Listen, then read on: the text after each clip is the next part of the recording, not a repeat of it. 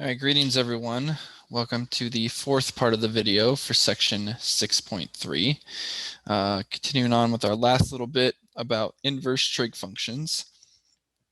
And I tell you what, if you have not been having fun with this section yet, well, this is where it really starts to take off to the next level. And if this meme of Bane here is any indicator, we're about to have a real good time. Okay.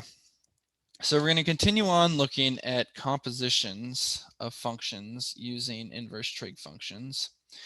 And we're going to look at finding exact values using ratios that are not on the unit circle.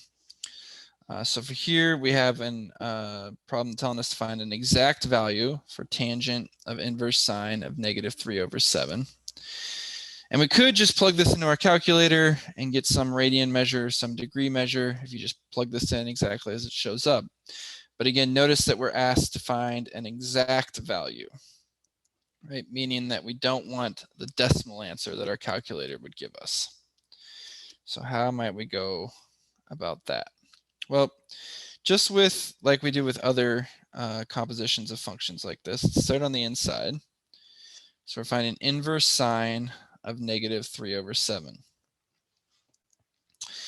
Now recall, as I've talked about several times before, this -3/7, that's going to be a ratio.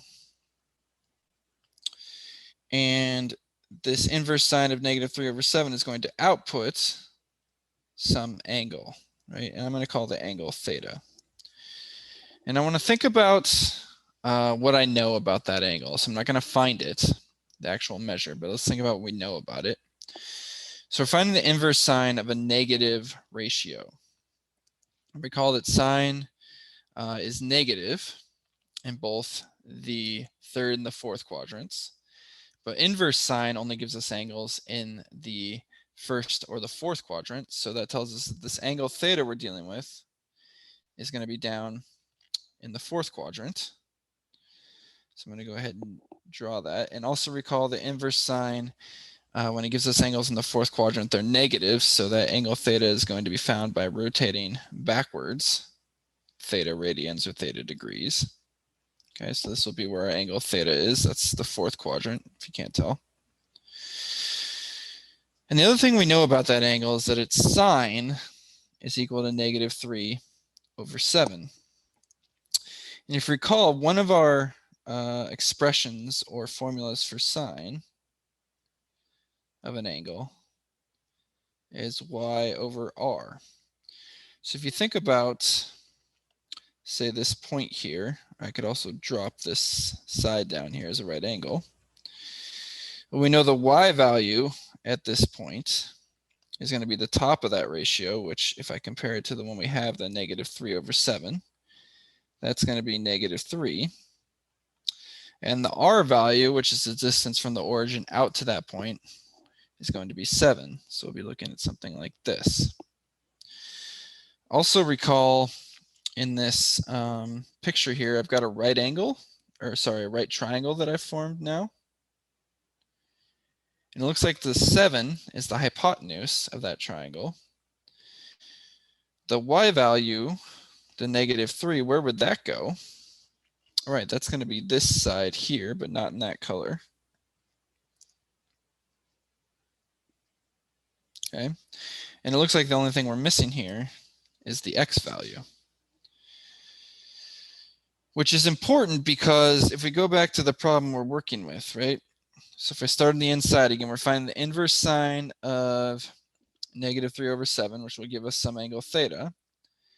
But then we have to take the tangent of that angle. And if you recall, again, from earlier stuff we've studied, tangent of an angle is equal to the ratio of y/x. So we're going to need to find the value of x here. Well, how could we do that? Well, we have a right triangle. We have two sides of that right triangle.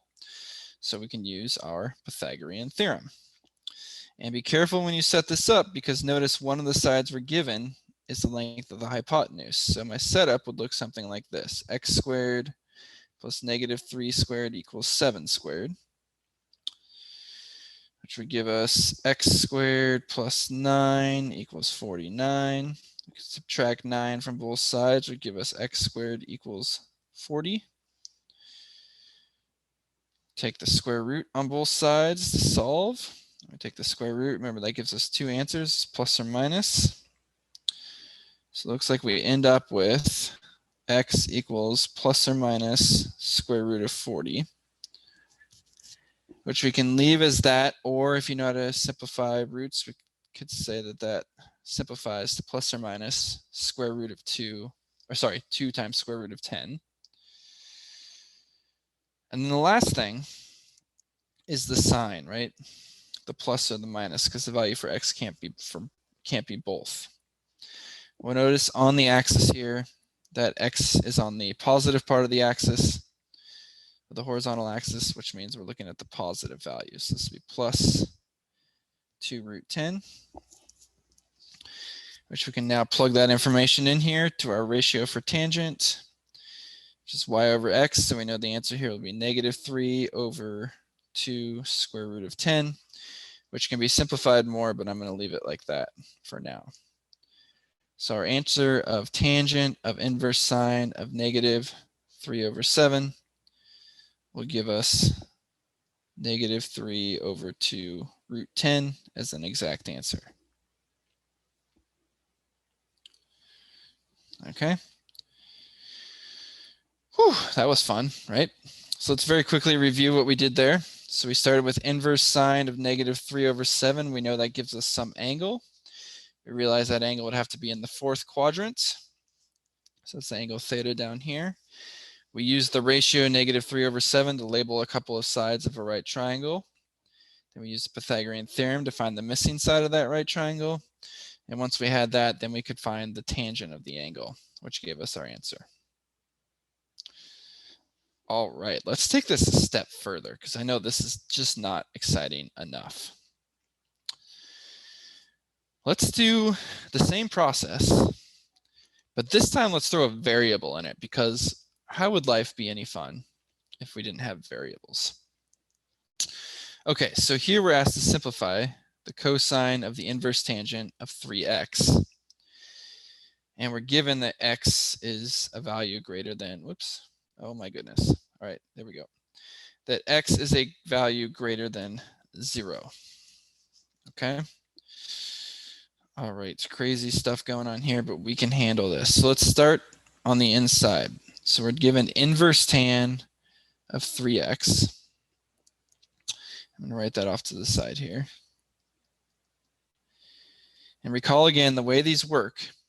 This 3x, that's going to be a ratio. And the output here is going to be some angle that we'll call theta. All right, so that will be an angle. And so we know that the tangent ratio for that angle theta is 3x, which 3x isn't really a ratio, so we could rewrite that to make it a ratio. Instead of 3x, we'll write it as 3x over 1. And yeah, we want to think next about where on the unit circle that angle theta would be. And all we know is that its tangent is 3x. We know inverse tangent gives us answers in the first and the fourth quadrant. And notice we're given that x is greater than 0, meaning that x is positive. And so that tells us that this value 3x, okay, well, because x is positive, then positive 3 times a positive number will also give us a positive ratio, right? And so it means we're doing the inverse tangent of something positive, and we know that that then is going to give us an answer in the first quadrant. So we know the angle theta we're dealing with is going to be in the first quadrant. We can again drop this side down here, form our right triangle. Also remember that tangent, as we said, of an angle is the ratio y over x, or opposite over adjacent. And I know this is going to get a little confusing to have the value x also in the ratio, but just bear with me. So we know y over x is going to be 3x over 1, which tells us if we're going to label our triangle here, then the value for y, or the length of the vertical side, will be 3x, and the value, the length of the adjacent side there, or the horizontal side, will be 1. We also know that this point here then is going to be 1 comma 3x, because that's the x and y value. And notice what we're missing is the value for r. So we'll come back to that. So we've now utilized the fact that inverse tan, or the inverse tan 3x on the inside. Notice on the outside what we're asked to find is the cosine, which means we're going to need our adjacent side and the length of our hypotenuse. And so we'll again use our Pythagorean theorem here. In this case, we have both of the legs, so our setup would be 1 squared plus 3x quantity squared equals r squared. Be very careful here when I do 3x squared, it's that whole thing squared. And so the 1 squared gives us 1 plus 3x squared means 3x times 3x, which will give us 9x squared equals r squared. And then we take the square root on both sides because we need to solve for r. And oh, I also forgot that this will give us a plus or minus. And so the value we end up with for r here, so I have r equals plus or minus square root of 1 plus 9x squared. And in this case, we cannot simplify those things on the inside of the root because they're being added. Also, since we're finding the length of r here, recall that that is always positive, so we're not going to worry about the negative there. So we actually know our value for r will be positive root 1 plus 9x squared. And we can now use that information to find the cosine of this angle. So the cosine we know is x over r. So in this case, it would be 1 over square root of 9 plus, sorry, not 9. Come on, Cody, get it together. It'd be 1 plus 9x squared. And that, y'all, is our answer. So cosine of inverse tan of 3x is 1 over square root of 1 plus 9x squared. Fun stuff, right? Okay, this is one of those videos where it might be a good idea to go back in the video and rewatch some parts of it if you feel like you missed something, because there's a lot going on here. And you can always reach out to me with any questions. All right, thank you guys so much for watching.